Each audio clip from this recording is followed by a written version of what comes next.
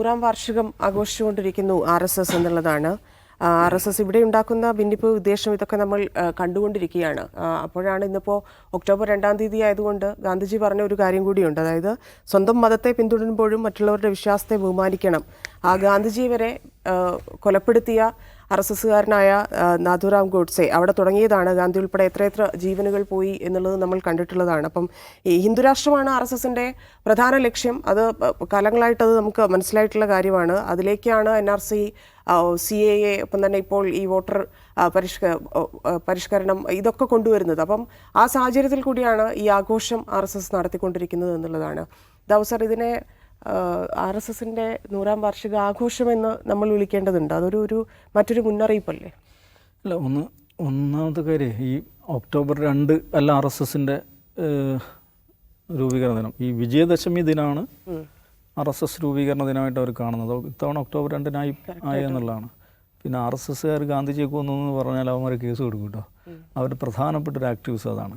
RSS ആണ് ഗാന്ധിജിയെ കൊന്നെന്ന് പറയുന്നവർക്കെതിരെയൊക്കെ case കൊടുക്കുക എന്നുള്ളത്. RSS ട്രെയിനിങ് കിട്ടിയിട്ടുള്ള അപ്പോൾ എനിവേ, ഇപ്പോൾ നാഥുറാം ഗോഡ്സെ അല്ലെങ്കിൽ ഗാന്ധി വധത്തിലെ RSS ബന്ധമെന്ന് പറയുന്നത് അദ്ദേഹം കൊല്ലപ്പെട്ട് അന്ന് മുതലുള്ള ഒരു പ്രധാനപ്പെട്ട ഒരു ഡിബേറ്റാണ്. അതങ്ങനെ എളുപ്പം ക്ലോസ് ചെയ്യാൻ പറ്റുന്നൊരു ഡിബേറ്റല്ല. ഇപ്പോൾ RSS ഇപ്പം 1925 വിജയദശമി ദിനത്തിൽ രൂപീകരിക്കപ്പെടുന്നു. 100 വർഷമായി. ഇന്ന് ലോകത്തെ ഏറ്റവും വലിയ സംഘടനയാണെന്നാണ് അവർ അവകാശപ്പെടുന്നത്. അത് ശരിയായിരിക്കും. കാരണം ലോകത്തെ ഏറ്റവും അധികം ജനസംഖ്യയുള്ള രാജ്യമാണ് നമ്മുടേത്. അവിടുത്തെ ഏറ്റവും പ്രധാനപ്പെട്ട സംഘടനയാണ് RSS. 100,000-ലധികം ശാഖകളുണ്ടെന്നാണ് പറയപ്പെടുന്നത്. 6000 പ്രചാരകരുണ്ട്. പ്രചാരകർ എന്ന് പറഞ്ഞാൽ മുഴുസമയ പ്രവർത്തകർ. ഇപ്പോൾ RSS രാഷ്ട്രീയ സ്വയം സേവക് സംഘ് എന്ന് പറയുമ്പം ആ വാക്കിൽ തന്നെയുണ്ട് നാഷണൽ വോളണ്ടിയർ കോപ്സ് എന്നുള്ളതാണ് അതിൻ്റെ അർത്ഥം. വോളണ്ടിയർ ചെയ്യാൻ വേണ്ടിയിട്ട് ഇറങ്ങിപ്പുറപ്പെട്ട, ഒരു ലക്ഷ്യം വെച്ച് വോളണ്ടിയർ ചെയ്യാൻ വേണ്ടി ഇറങ്ങിപ്പുറപ്പെട്ട ഒരു സംഘം. അപ്പോൾ ഞാനിന്നിപ്പോൾ RSSൻ്റെ വെബ്സൈറ്റ് കുറേ അധികം അതിൽ സഞ്ചരിച്ച് നോക്കി. അപ്പോൾ RSSനൊരു ഭരണഘടനയുണ്ടോ എന്നുള്ളൊരു ക്വസ്റ്റ്യൻ ഉണ്ട്. വളരെ നേരത്തെ തന്നെ ക്വസ്റ്റ്യൻ ഉണ്ട്. അപ്പോൾ RSS ആദ്യമായിട്ട് ഒരു ഭരണഘടന പ്രിപ്പയർ ചെയ്യുന്നത് ഈ ഗാന്ധിവധത്തിന് ശേഷം അവർക്ക് നിരോധനം വന്നു. അപ്പോൾ നിരോധനം നീക്കാൻ വേണ്ടിയിട്ട് അന്നത്തെ ആഭ്യന്തരമന്ത്രി പട്ടേലുമായിട്ട് അവർ സംസാരിക്കുന്നു. അതിൽ പട്ടേൽ മുമ്പോട്ട് വെച്ച ഒരു പ്രപ്പോസലായിരുന്നു, നിങ്ങളൊരു ഭരണഘടന ഉണ്ടാക്കൂ, ഭരണഘടന അനുസരിച്ച് പ്രവർത്തിക്കുന്നൊരു സംഘടനയാകും. എന്നതിന് ശേഷമാണ് RSSന് ഭരണഘടന ഉണ്ടായെന്നാണ് പറയപ്പെടുന്നത്. പക്ഷെ അവരുടെ വെബ്സൈറ്റിൽ എവിടെയും ഭരണഘടന കാണുന്നില്ല. അത് ഒരു പബ്ലിക് ഡോക്യുമെൻ്റായിട്ട് ഇല്ലെന്നാണ് എനിക്ക് തോന്നുന്നത്. ഞാൻ ജെമിനിയോടും ഗ്രോക്കിനോടൊക്കെ ചോദിച്ചു നോക്കി. അവരും പറയുന്നത് എന്താണ്, എൻ്റെ കയ്യിലുണ്ട്, ഞാൻ വായിച്ചിട്ടുണ്ട്, പ്രചരിപ്പിക്കാറില്ല. വെബ്സൈറ്റിൽ ഏതായാലും ഇല്ല. വെബ്സൈറ്റിൽ അവർ മിഷൻ ആൻഡ് വിഷൻ എന്ന് പറഞ്ഞിട്ടൊരു സെഗ്മെൻറ്റ് കൊടുത്തിട്ടുണ്ട്. എനിവേ, പക്ഷേ എന്താണ് RSSൻ്റെ ലക്ഷ്യം എന്ന് ചോദിച്ചു കഴിഞ്ഞാൽ സാമാന്യമായിട്ട് അതിനെക്കുറിച്ച് ആളുകൾക്കൊരു ധാരണയുണ്ട്. പൊതുവെ പറയപ്പെടുന്ന കാര്യങ്ങളുണ്ട്. ഇപ്പോൾ സാമാന്യമായ ആ ധാരണ വെച്ച് നോക്കുകയാണെങ്കിൽ ഒന്നെന്താണെന്ന് വെച്ചാൽ ഹിന്ദുരാഷ്ട്രം എന്നുള്ളതാണ്.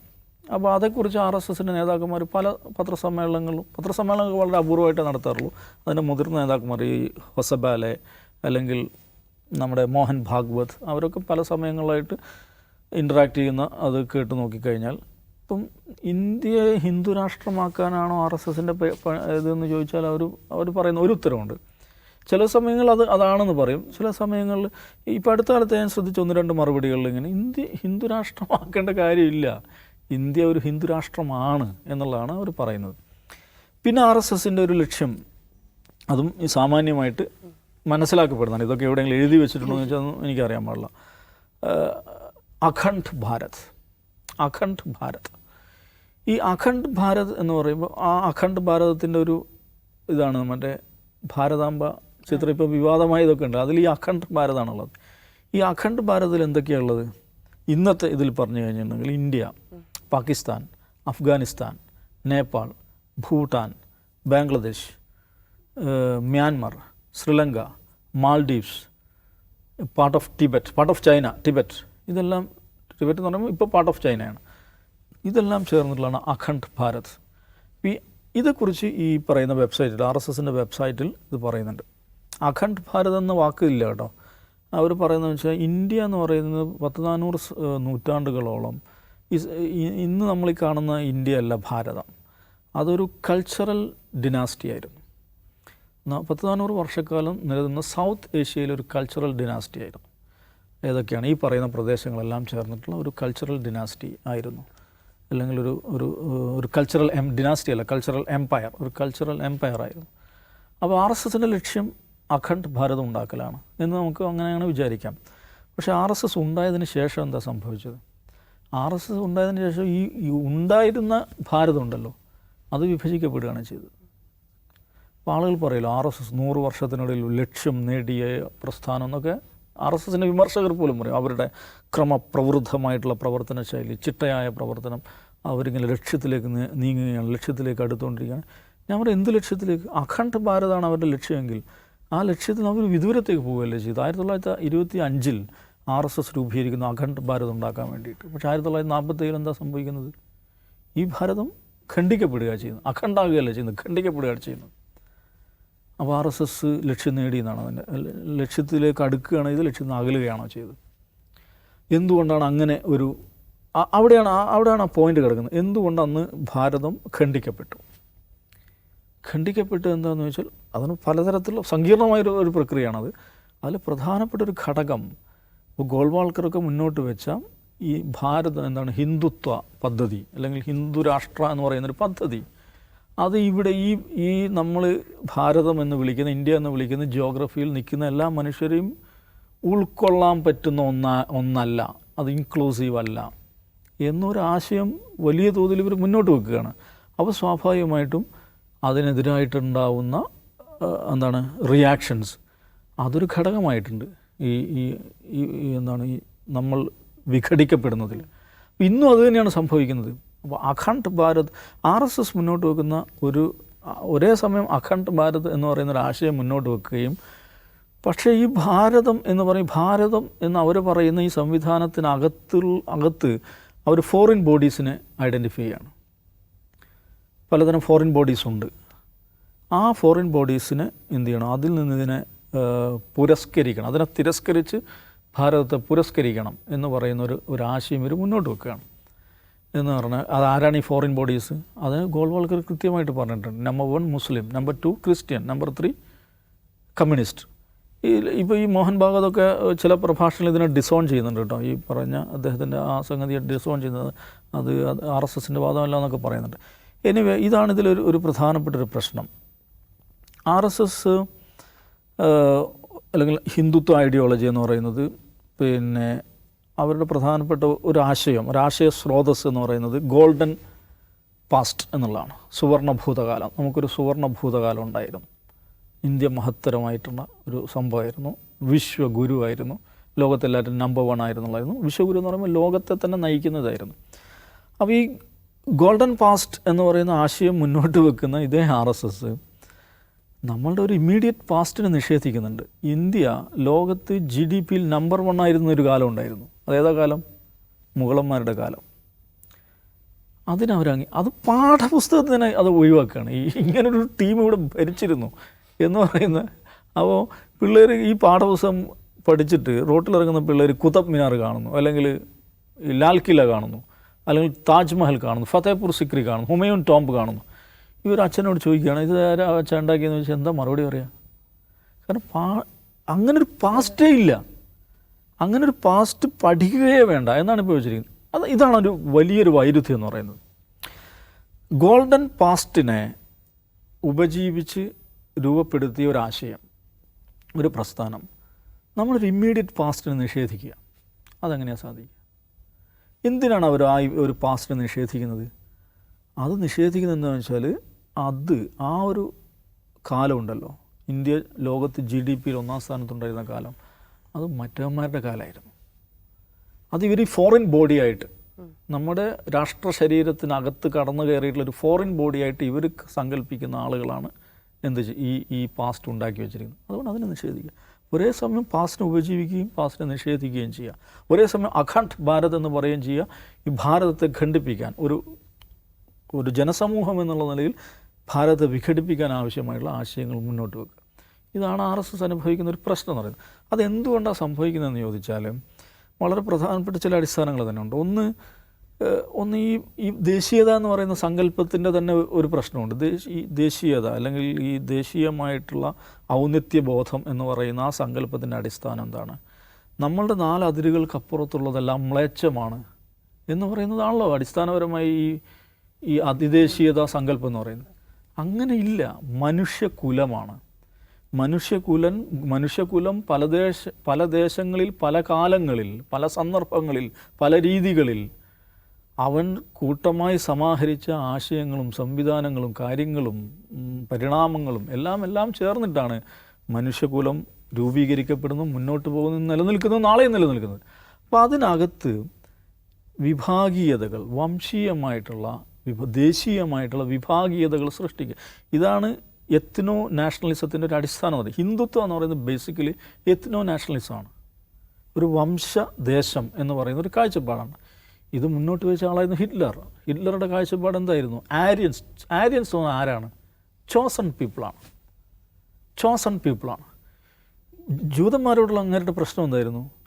ഈ ലോകത്തെ ചോസൺ പീപ്പിളായിട്ടുള്ള ഏറ്റവും സുപ്രീം റേസ് ആയിട്ടുള്ള ഏറ്റവും ഉന്നതമായ വംശമായിട്ടുള്ള ഈ ആര്യന്മാർക്കിടയിൽ മാലിന്യം കലർത്തുകയാണ് ജൂതന്മാരുടെ സാന്നിധ്യം. ഇന്നിവിടെ ലവ് ജിഹാദ് എന്ന് പറഞ്ഞിട്ട് പ്രചാരണം നടക്കുന്നില്ലേ? സമാനമായിട്ടുള്ള പ്രചാരണം അവിടെ ഉണ്ടായിരുന്നു ഈ ഹോളോകാസ്റ്റിന് മുമ്പ്. ജൂത പിള്ളേർ നമ്മുടെ ജൂത ആൺകുട്ടികൾ നമ്മുടെ പെൺകുട്ടികളെ ലവ് അടിച്ച് കൊണ്ടുപോകുന്നു പറഞ്ഞിട്ട് വൻ പ്രചാരണം നടത്തിയിട്ടുണ്ട് അയാൾ. അതുകൊണ്ട് എന്താ കുഴപ്പമെന്നാണ് ഹിറ്റ്ലർ പറഞ്ഞാൽ അറിയാം. ഇതിൻ്റെ രക്തത്തിൻ്റെ കലരൽ സംഭവിക്കും. ആര്യൻ രക്തവും ജൂതരക്തവും കലർന്നിട്ട് സങ്കര രക്തം പിറക്കും. അതെന്താണ്? ആര്യൻ വംശത്തിൻ്റെ ഈ ശുദ്ധിയെ കളങ്കപ്പെടുത്തും. ഇത് തന്നെയാണ് ബ്രാഹ്മണ്യം എന്ന് പറയുന്നത്. ഇത് തന്നെയാണ് ഒരർത്ഥത്തിൽ സയനിസ്റ്റുകൾ, ഈ റിലീജിയസ് സയനിസ്റ്റുകൾ മുന്നോട്ട് വെക്കുന്ന ആശയം എന്ന് പറയുന്നത്.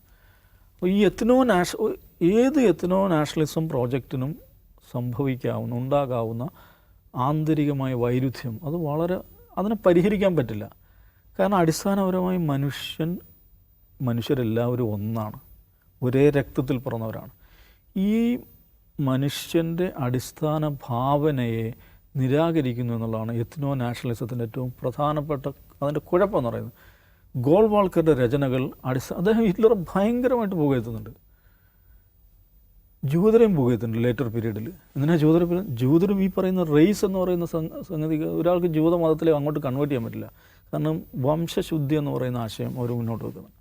ഒരേ സമയം ജൂതരുടെ കൂടെ നിൽക്കുക, ഹിറ്റ്ലറുടെ കൂടെ നിൽക്കുക എന്ന് പറയുന്നത് എന്തുകൊണ്ടാണ് സാധിക്കുന്നതെന്ന് ചോദിച്ചാൽ എത്നോ നാഷണലിസത്തിന് അവർ പ്രാധാന്യം കൊടുക്കുന്നതുകൊണ്ടാണ്. ഈ പ്രശ്നം എന്ന് പറയുന്ന ഇതാണ് RSSൻ്റെ അടിസ്ഥാന പ്രശ്നം എന്ന് പറയുന്നത്. ഒരു സംഘടന എന്നുള്ളവർക്ക് അത് വലിയ സംഭവമൊക്കെ തന്നെയാണ്. കാരണം 100 വർഷം നിലനിന്നു, വലിയ രീതിയിൽ വളർന്നു.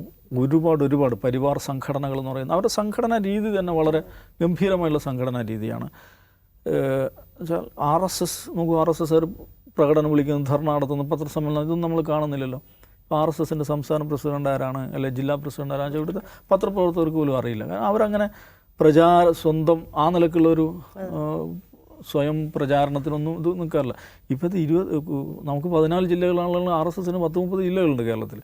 വേറൊരു സംഘടനാ രീതിയാണ്. അവരുടെ സംഘടനയെക്കുറിച്ച് തന്നെ പറയുന്നതെന്ന് വെച്ചിട്ടുണ്ടെങ്കിൽ വ്യക്തി രൂപീകരണമാണ്. ശാഖകളിലൂടെ സംഭവിക്കുന്നതാണ് വ്യക്തികളെ വളർത്തിയെടുക്കുക. മാൻ മേക്കിംഗ് എന്ന് പറയുന്ന പേഴ്സണാലിറ്റി ബിൽഡിംഗ് എന്ന് പറയുന്ന ഒരു സംഗതിയാണ് RSS നടത്തുക. അപ്പോൾ അങ്ങനെ RSSൻ്റെ ഒരു ഫ്രെയിമിലൂടെ വളർന്ന ആളുകളെ വിവിധ ക്ഷേത്രങ്ങൾ എന്ന് പറയുമ്പോൾ പ്രവർത്തന മേഖലകളിലേക്ക് അവരെ ഡിപ്ലോയ് ചെയ്യുക, അവർക്ക് ആവശ്യമായുള്ള മാർഗദർശനം നൽകുക. അതാണ് RSS ചെയ്യുന്നത്. അതിനായിട്ട് അവർക്ക് വളരെ സിസ്റ്റമാറ്റിക് ആയിട്ടുള്ള ഹൈറാർക്കി നിലനിർത്തുന്ന ക്യാമ്പുകളുണ്ട്, പലതരത്തിലുള്ള വർഗുകൾ, ദ്വിതീയ ശിക്ഷാവർഗ്, തൃതീയ ശിക്ഷാവർഗ്, പ്രാഥമിക ശിക്ഷ, ഇങ്ങനെയൊക്കെ പല അപ്പോൾ ഈ മാൻ ബിൽഡിംഗ്, ബിഹേവിയർ ബിൽഡിംഗ്, ഇങ്ങനെയൊക്കെയുള്ള പല സംഗതികളിലൂടെയാണ് അവർ പോകുന്നത്. പിന്നെ ഈ പറയുന്ന പരിവാർ സംഘടനകൾ എന്ന് പറയുന്നത് ഭയങ്കര ഹൈലി സെൻട്രലൈസ്ഡ് ആയിട്ട് RSSനോട് ഇപ്പോൾ CPMനൊക്കെ കാണുന്ന രീതിയിലുള്ള സംഘടനാ രീതിയൊന്നുമല്ല, അല്പം കൂടി ലൂസായിട്ടുള്ള ഡീസെൻട്രലൈസ്ഡ് ആയിട്ടുള്ള ഒരു സംഘടനാ രീതിയാണ്. അത് സ്വാഭാവികമായിട്ടും അതിൽ ഒരുപാട് മാതൃകകളുണ്ട്. ഒരു ഓർഗനൈസേഷണൽ മാനേജ്മെൻറ്റ് പെർസ്പെക്റ്റീവ് ആലോചിക്കുകയാണെങ്കിൽ RSSന് ഒരുപാട് പഠിക്കാനുള്ള പല ഘടകങ്ങളും അതിനകത്തുണ്ട്. ഇപ്പം ഈ 100-ാം വർഷത്തിലേക്ക് കടക്കുമ്പോൾ പഞ്ച് പരിവർത്തൻ എന്ന് പറഞ്ഞിട്ട്, ഞാൻ നേരത്തെ പറഞ്ഞ പോയിന്റിലേക്ക്, പഞ്ച് പരിവർത്തൻ എന്ന് പറഞ്ഞിട്ടുള്ള 5 പദ്ധതികളാണ് RSS പ്രഖ്യാപിച്ചിരിക്കുന്നത്. ഇത് നേരത്തെ തന്നെ ഹൊസബാലയും മോഹൻ ഭാഗവതരുടെ പല സന്ദർഭങ്ങളിലും മാധ്യമങ്ങളെല്ലാം ഇൻട്രാക്ഷനിൽ പറഞ്ഞിട്ട്, ഇന്നിപ്പോൾ വിജയദശമി പ്രഭാഷണത്തിൽ അദ്ദേഹം ഈ പഞ്ച് പരിവർത്തനെ കുറിച്ചാണ് പറഞ്ഞത്. പഞ്ച് പരിവർത്തൻ ഒന്നാമത്തേത് സാമൂഹിക സമരസത. സാമൂഹിക സമരസത എന്ന് പറഞ്ഞാൽ എന്താണ് സോഷ്യൽ ഹാർമണി എന്ന് നമുക്ക് വേണമെങ്കിൽ ഇംഗ്ലീഷ് പറയാം. അത് കേൾക്കുമ്പോൾ നമ്മൾ വിചാരിക്കും നമ്മൾ ഇന്ത്യയിൽ ഭയങ്കരമായ സാമൂഹികമായ ഈയടുപ്പുണ്ടാക്കാനുള്ള പരിപാടിയാണ്. അതല്ല, അതിൻ്റെ ഒരു കോർ കിടക്കുന്ന എവിടെയാണെന്ന് വെച്ചാൽ ഹിന്ദു സമാജത്തിനകത്തുള്ള ജാതി എന്ന് പറയുന്ന വിഷയം അതിനെ ആണ് അഡ്രസ്സ് ചെയ്യുന്നത്. ഇത് RSS അനുഭവിക്കുന്ന വലിയൊരു പ്രശ്നമാണ്. RSS ഇന്ത്യയിൽ ജാതി എന്ന് പറയുന്നത് ഇന്ത്യയിലൊരു ഒരു പ്രശ്നമാണ്. ഇന്ത്യയിൽ ഏറ്റവും ഡീപ്പ് റൂട്ടഡ് ആയിട്ടുള്ള ഒരു പ്രശ്നമാണ് ആ ജാതി എന്ന് പറയുന്നത്. അതിനെ RSSന് മറികടക്കാൻ സാധിക്കും. ഇപ്പോൾ അനഹലേഷൻ ഓഫ് കാസ്റ്റാണ് അംബേദ്കർ മുന്നോട്ട് വെച്ച ആശയം. RSS മുന്നോട്ട് പോകുന്ന റിഫോമാണ്. റിഫോമിലൂടെ കാസ്റ്റിനെ മറികടക്കാൻ പറ്റുമോ? RSSനകത്ത് ജാതിയില്ല എന്നാണ് RSS പറയുന്നത്. ശാഖയിൽ വന്നിട്ട് ജാതി ചോദിച്ചാൽ ആർക്കും പറയാൻ പറ്റില്ല എന്നൊക്കെ അവർ പറയും. പക്ഷേ RSSന് നമുക്കറിയാം ഇപ്പം 6ാമത്തെ സർസംഘചാലകാണ്. അതിലൊരാൾ മാത്രമേ നോൺ ബ്രാഹ്മിൻ ആയിട്ടുണ്ടായിരുന്നുള്ളൂ. നമ്മുടെ UP യിൽ നിന്നുണ്ടായിരുന്ന രജുബയ്യ എന്ന് പറയുന്ന രാജേന്ദ്ര സിംഗ്. രജുബയ്യ ഈ വാസ് എ ക്ഷത്രിയ, അതിനപ്പുറം പോയിട്ടില്ല. പക്ഷേ 100 വർഷം കഴിഞ്ഞിട്ടും പഞ്ച് പരിവർത്തനം 5ന പദ്ധതി പ്രഖ്യാപിക്കുമ്പോൾ ഈ പറയുന്ന അതിലൊന്നാമത്തെ ഇതായിട്ട് സാമാജിക് സമരസത എന്ന് പറയുന്ന ആശയം വെക്കണമെങ്കിൽ 100 വർഷം കഴിഞ്ഞിട്ടും ഈ പ്രശ്നത്തെ അഡ്രസ്സ് ചെയ്യുവാൻ, ഈ പ്രശ്നത്തെ മറികടക്കാൻ RSSന് സാധിച്ചില്ല എന്നൊരു പ്രശ്നം അവിടെ ഉണ്ട്. രണ്ടാമത്തെ പരിവാർ ജാഗരൂകത ആണ് ഇവരുടെ പഞ്ച് പരിവർത്തനത്തിലെ രണ്ടാമത്തെ ഒരു ആശയം. പരിവാർ ജാഗ്രത വെച്ചാൽ കുടുംബം. അതിനെ വിശദീകരിച്ച് ഞാൻ നേരത്തെ അദ്ദേഹത്തിൻ്റെ പ്രഭാഷണം കേട്ടിരുന്നു. എന്തൊക്കെയാണ് ഒന്നിച്ച് ഭക്ഷണം കഴിക്കുന്നതിനെ കുറിച്ച് പറയേണ്ടത്, ഒന്നിച്ച് യാത്ര ചെയ്യുന്നതിന് ഉണ്ടാക്കുന്ന ഇങ്ങനെ പല കാര്യങ്ങളും അദ്ദേഹം പറയുന്നുണ്ട്. നേരത്തെയുള്ള അദ്ദേഹത്തിൻ്റെ പ്രഭാഷണം, ഇന്നത്തെ പ്രഭാഷണം മുഴുവൻ കേട്ടില്ല. ഈ പരിവാർ ജാഗരൂകതയിൽ അദ്ദേഹം പറയുന്ന 3 കുഞ്ഞുങ്ങൾ വേണമെന്ന് പറയുന്നുണ്ട് ഒരു സന്ദർഭത്തിൽ. എല്ലാ ഹിന്ദു ദമ്പതികൾക്കും 3 കുഞ്ഞുങ്ങൾ വേണം. ഇതാരാ പറയുന്നത്? ഇതാരാ പഠിപ്പിക്കുന്നത്? ഈ കുടുംബ മൂല്യങ്ങളെക്കുറിച്ച്, 3 കുഞ്ഞുങ്ങളുണ്ടാകുന്നതിനെ കുറിച്ച്? ഇവന്മാർക്കൊന്നും കുഞ്ഞുങ്ങളേ ഇല്ലെന്നേ. ഈ പ്രചാരകന്മാർക്ക് കുഞ്ഞുങ്ങളേ ഇല്ല. 6000 പ്രചാരകന്മാരുണ്ട്. അവർ കുടുംബജീവിതം, ഗൃഹസ്ഥ ജീവിതം തന്നെ ഉപേക്ഷിച്ച് പോയ ആളുകളാണ്. പിന്നെ ഇവർ സന്യാസത്തെ പ്രോത്സാഹിപ്പിക്കുന്ന ആളാണ്. ലക്ഷക്കണക്കിന് സന്യാസികൾ. അപ്പോൾ ഇവരെങ്ങനെയാണ്, ഞാൻ പറഞ്ഞത് ഇതിൻ്റെ ആഭ്യന്തര വൈരുദ്ധ്യത്തെക്കുറിച്ചാണ് പറയുന്നത്. ഇവരെങ്ങനെയാണ് ഈ പരിവാർ ജാഗരൂകതയെക്കുറിച്ച് ജനങ്ങളെ പഠിപ്പിക്കുക? പിന്നെ പര്യവരൻ,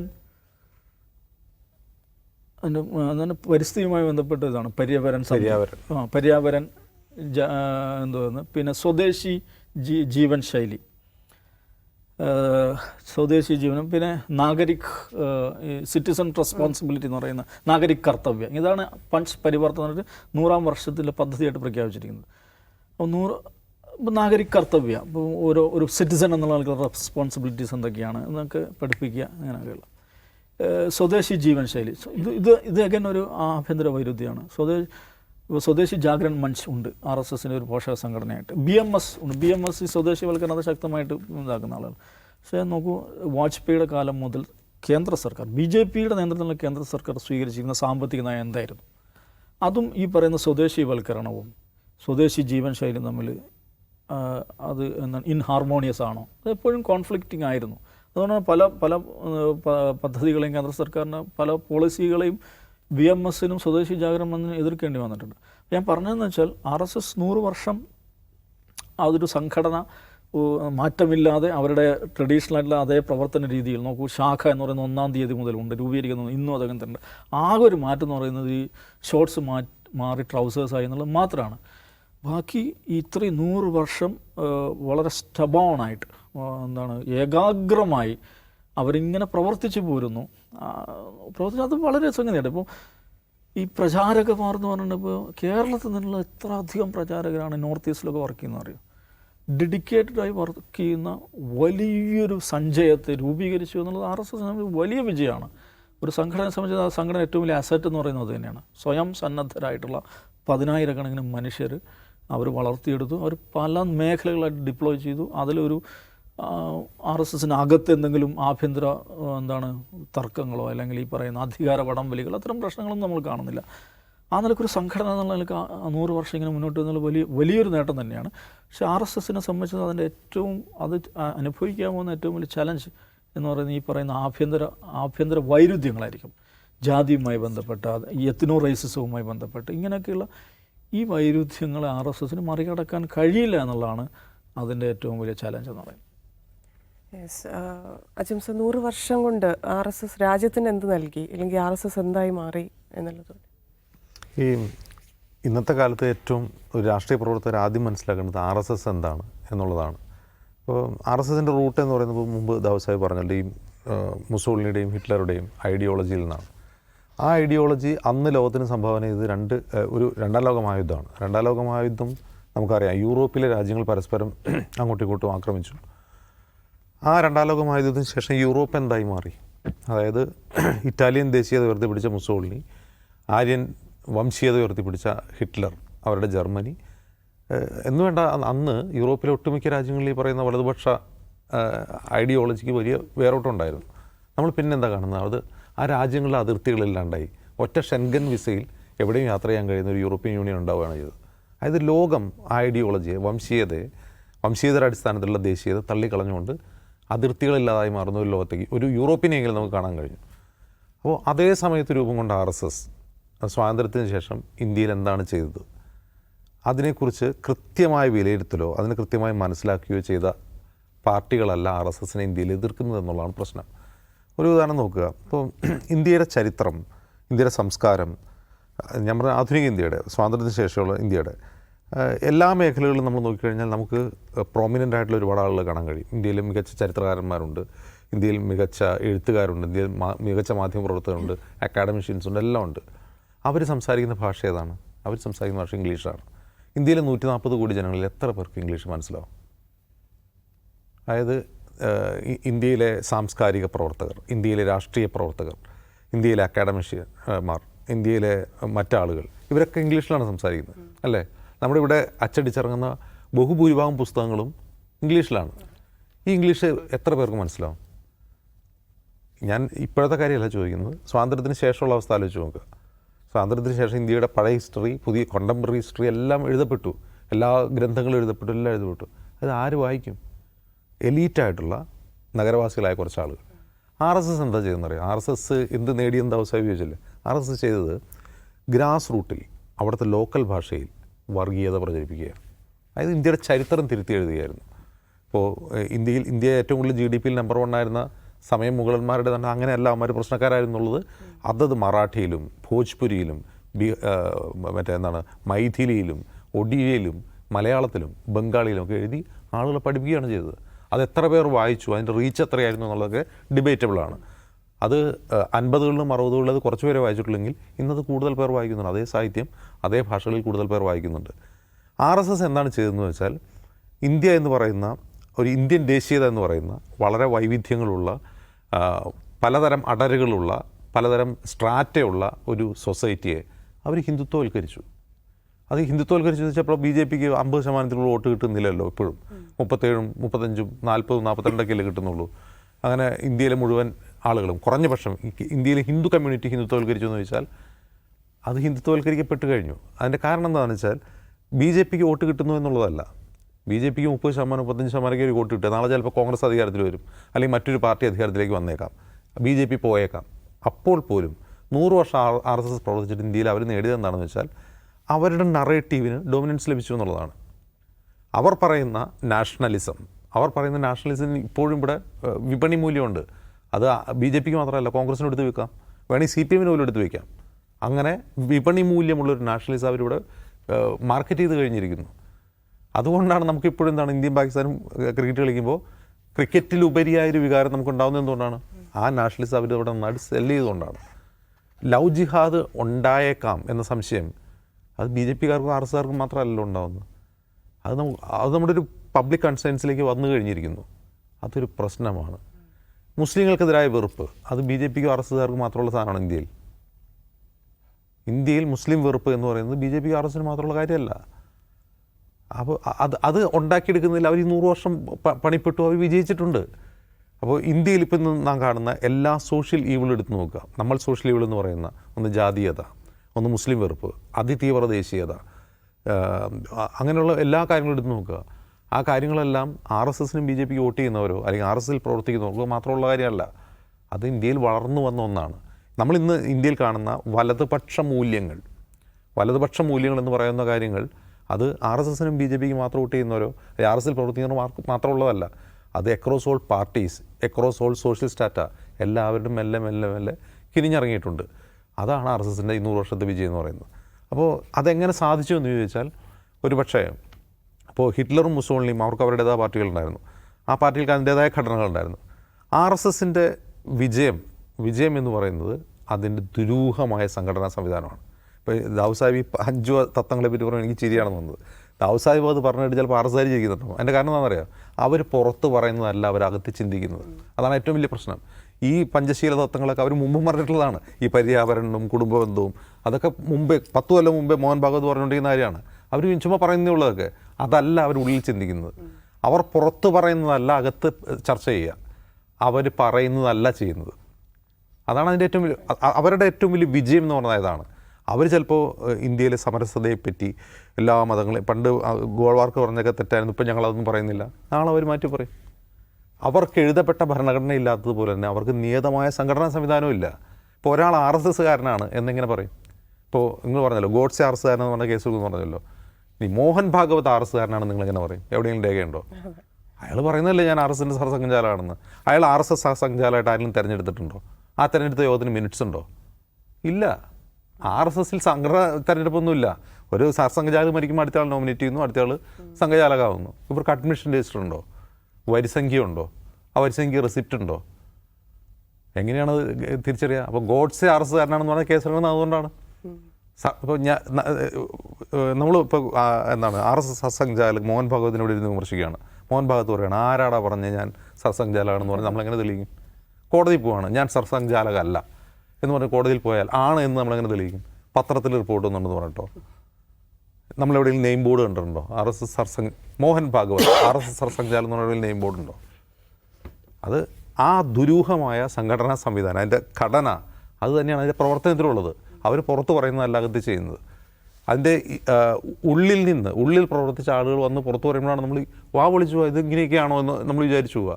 അവരൊരിക്കലും പബ്ലിക് സ്പീച്ചസ് എന്ന് പറഞ്ഞുകൊണ്ട് പുറത്തേക്ക് പറയുന്നതോ അവരുടെ മാസികകളിൽ എഴുതി വിടുന്നതോ, അത് ഒരു കാര്യം അവർ എഴുതി വിടുന്നുണ്ടെങ്കിൽ അത് അവർക്ക് കൃത്യമായ പ്രൊപ്പഗൻഡ ലക്ഷ്യം ഉണ്ടാവും.